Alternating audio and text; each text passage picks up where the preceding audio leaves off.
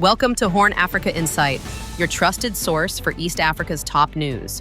In today's episode, we look at Sudan's review of the GERD deal and its $100 billion partnership proposal with Saudi Arabia, Ethiopia's gas and refinery projects in the Somali region, Djibouti's troop deployment to Somalia, an opinion calling on Ethiopia to reconsider Eritrea's recognition, and Eritrea's fiery response, plus Kenya and Tanzania's talks over a small business ban. These are 5 major stories shaping the Horn of Africa. Don't forget to subscribe, hit the bell, and let's dive in. Sudan's Prime Minister, Kamil Idris, announced in Port Sudan on October 1st that his government intends to review the Grand Ethiopian Renaissance Dam Agreement with Ethiopia and Egypt in order to, in his words, avoid future disasters. He made the statement following his return from the UN General Assembly in New York. During the same trip, Idris unveiled an ambitious proposal, 100 partnership projects worth $100 billion with Saudi Arabia aimed at developing Sudan's Red Sea resources. The review of the GERD deal comes amid worsening floods and the ongoing civil war, which have displaced millions and strained humanitarian aid. Idris also revealed that his government is preparing airdrops to deliver supplies to besieged El Fasher in Darfur, warning that interference with these operations would be punished. He defended his administration's monitoring of aid activities, a move that many humanitarian groups have criticized. The Prime Minister pointed to his March Peace Roadmap, already backed by international partners, which calls for a ceasefire tied to the withdrawal of rapid support forces from cities. The plan also outlines steps for humanitarian access, restoration of services, and political dialogue. But the situation on the ground remains complex, with Sudan's army regaining parts of Khartoum while the RSF pushes forward in other regions. Sudan's position on GERD closely aligns with Egypt's letter to the UN Security Council earlier in September, which labeled Ethiopia's dam as illegal. Ethiopia, meanwhile, insists GERD is equitable and claims the dam has actually helped reduce flooding in Sudan. Caught between competing pressures, Sudan now seeks both legal safeguards and new partnerships to aid its recovery. On September 22nd, Prime Minister Abiy Ahmed inaugurated the first phase of the Ogaden liquefied natural gas project in Kalab, Somali region. The plant has an annual capacity of 111 million liters, with a second phase underway that is expected to produce 1.3 billion liters. According to the Ethiopian Energy Authority, the facility also generates 1,000 megawatts of electricity, which will support the country's growing energy needs, including crypto mining. Abiy also laid foundation stones for 2 massive industrial projects: the Ogaden Oil Refinery, with a capacity of 3.5 million tons per year, and the Ogaden Fertilizer Factory, projected to produce 3 million tons annually. These plants will be fed by natural gas through a newly built 108-kilometer pipeline. Developed by Ethiopian Investment Holdings in partnership with Dangote Group and China's Golden Concord Group, the combined projects are valued at $10 billion. The Prime Minister described them as essential for food sovereignty, industrial progress, and national unity. He called on Ethiopians to mobilize behind the projects, stressing their importance for Ethiopia's global presence. The initiatives are also expected to boost the Somali region's economy, tapping into local natural resources to fuel development. But questions remain. Can these mega projects deliver long-term growth and stability?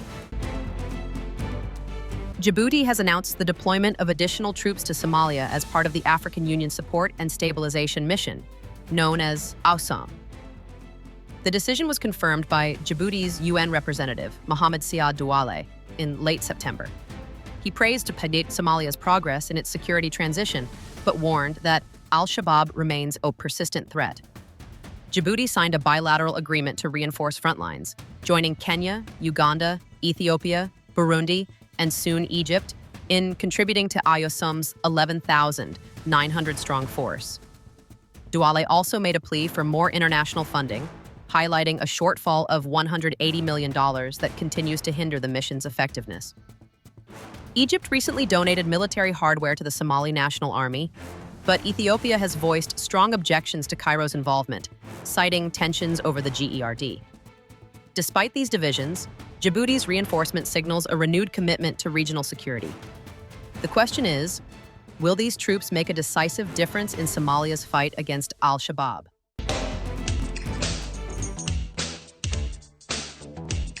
An opinion piece published on September 30th by Horn Review, a publication not affiliated with this channel, sparked heated debate.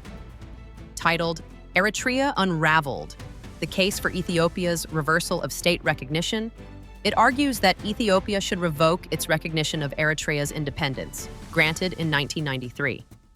The author claims that Eritrea has failed as a functional state, citing its mass emigration, forced conscription, and alleged destabilization of the region through support for Ethiopian insurgents and alignment with Egypt. The piece suggests that under the Montevideo Convention, Ethiopia could legally revoke recognition, as recognition is ultimately a discretionary political act. It frames Eritrea as an obstacle to Ethiopia's development, especially in relation to access to the sea. Eritrea quickly hit back. Information Minister Yamane Gebremeskel dismissed the article as comical, stressing that Eritrea's independence was won through sacrifice, not granted as a gift. Eritrea's UN ambassador Sophia Tesfamariam also weighed in, calling the argument a hidden agenda from Ethiopian elites obsessed with access to the Red Sea. While the piece is only an opinion and does not reflect official policy, it underlines the fragile and often tense relationship between Ethiopia and Eritrea. The question is whether such provocative arguments bring the two countries closer to reconciliation or push them further toward conflict. Kenya and Tanzania are set to hold bilateral talks on October 3rd over Tanzania's July ban on foreigners operating in 15 small business sectors. The restrictions include retail sales, mobile money transfers, phone repairs, salons, small-scale mining, tour guiding, radio and TV operations, and even crop purchasing. Violations carry fines of up to 10 million shillings, around $500, and possible visa revocation. According to Kenya's Cabinet Secretary for the East African Community, Beatrice Askul, Tanzania has assured Nairobi that the ban is not aimed at Kenyan traders, but rather at curbing foreign dominance by other nationalities, including Chinese and Turkish investors. Still, Kenya could lose millions in trade if the rules remain.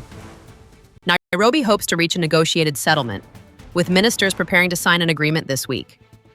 Parliament Speaker Moses Wetangula has urged that the East African Community framework be respected, calling for unity and open trade. The outcome of these talks could determine not only the future of cross-border trade, but also the strength of East Africa's regional integration. From Sudan's GERD review to Ethiopia's energy projects, Djibouti's troop deployment, the Ethiopia-Eritrea debate, and Kenya-Tanzania trade tensions, the Horn of Africa continues to balance between cooperation and conflict. Share your thoughts in the comments, subscribe for more, and follow us on X for updates. This is HornAfrica Insight, where East Africa's story shines.